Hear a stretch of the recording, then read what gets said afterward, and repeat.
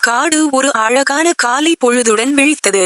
மெல்லிய ஒளியில் மரங்கள் சிறிது சிரித்தன.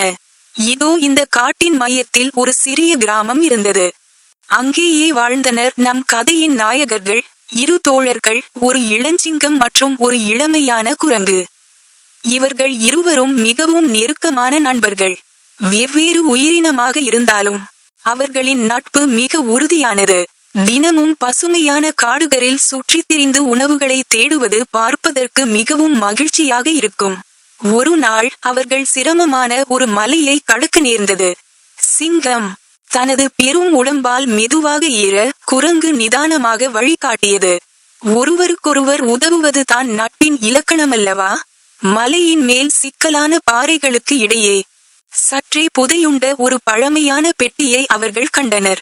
அதை பார்த்ததும் குரங்கும் சிங்கமும் ஆச்சரியப்பட்டு அந்த பொக்கிஷத்தை பார்த்தனர். அது ஒரு தொலைந்த பொக்கிஷம் போல தெரிந்தது. காலத்தால் மறக்கப்பட்ட அந்த பொக்கிஷத்தை 100 வருடங்களுக்கு முன்பு ஒரு பழைய கிளி அங்கு மறைத்து வைத்ததாக ஒரு கல்வெட்டு ஒன்று அங்கு எழுதப்பட்டிருந்தது. அந்த கல்வெட்டு அந்த பெட்டி ஒரு உண்மையான பொக்கிஷம் என்பதை உணர்த்தும் வகையில் இருந்தது. நம் நண்பர்களான சிங்கமும் குரங்கும் அந்த பெட்டியை திறக்க நினைத்தார்கள். ஆனால் அப்போது ஒரு வினா எழுந்தது. இதை என்ன செய்யலாம்? யாருக்கு இது உரிமை? அந்த எண்ணம் அவர்களை சிந்திக்க வைத்தது. நட்பு என்றால் பகிர்வு என்று அவர்கள் நினைத்தார்கள். அந்த பொக்கிஷத்தில் இருந்ததை சமமாக பகிர்ந்து கொள்ள முடிவு செய்தனர்.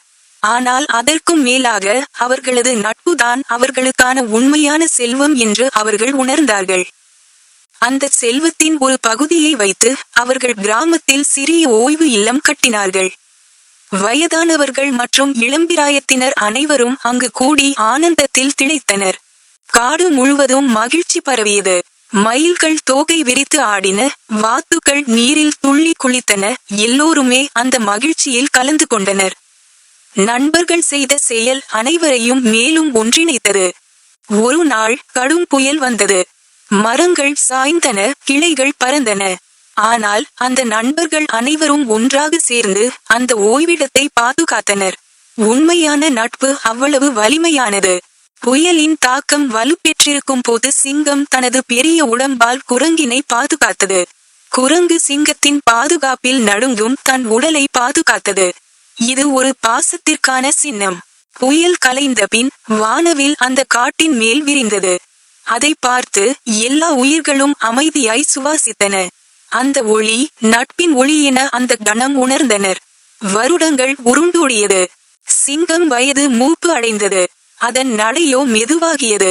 ஆனால் வயதான குரங்கு எப்போதும் அதன் அருகிலேயே இருந்தது. ஒருபோதும் பிரியவில்லை.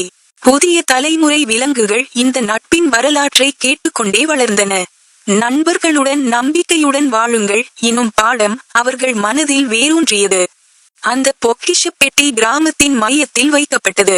அது ஒரு நினைவாக இருந்தது. விலை மதிப்பில்லாத செல்வம் அந்த பெட்டிக்குள் இருந்தாலும் அது ஒரு செல்வமே இல்லை. உண்மையான நட்பிற்குள்ளேதான் அந்த செல்வம் இருக்கிறது என்று குரங்கு அந்த இடத்தில் ஒரு மரக்கன்றை நட்டது. அப்போது அது சொன்னது, நட்பு வளர்வதைப் போல இந்த மரமும் வளரட்டும் என்று. ஆண்டுகள் பல நகர்ந்தன.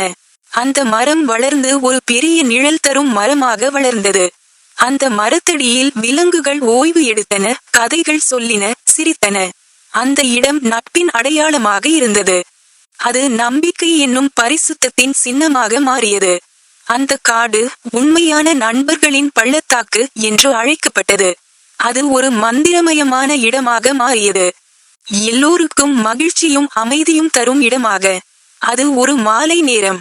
விண்மீன்கள் ஒளிர்ந்தன, காற்று மென்மையாக ஒலித்தது.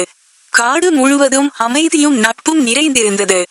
நம்மை சுற்றி இருப்பது போல் தோன்றும் பொக்கிஷங்களை விட நம் மனதில் இருக்கும் உண்மையான நட்பே வாழ்க்கையின் மிக பெரிய செல்வம். பகிர்வு, அன்பு, நம்பிக்கை, இவைதான் அந்த பொக்கிஷத்தின் சாவி. அந்த நாள் முதல் அந்த காடு என்றும் மகிழ்ச்சியில் வாழ்ந்தது, நட்பின் வெளிச்சத்தில்.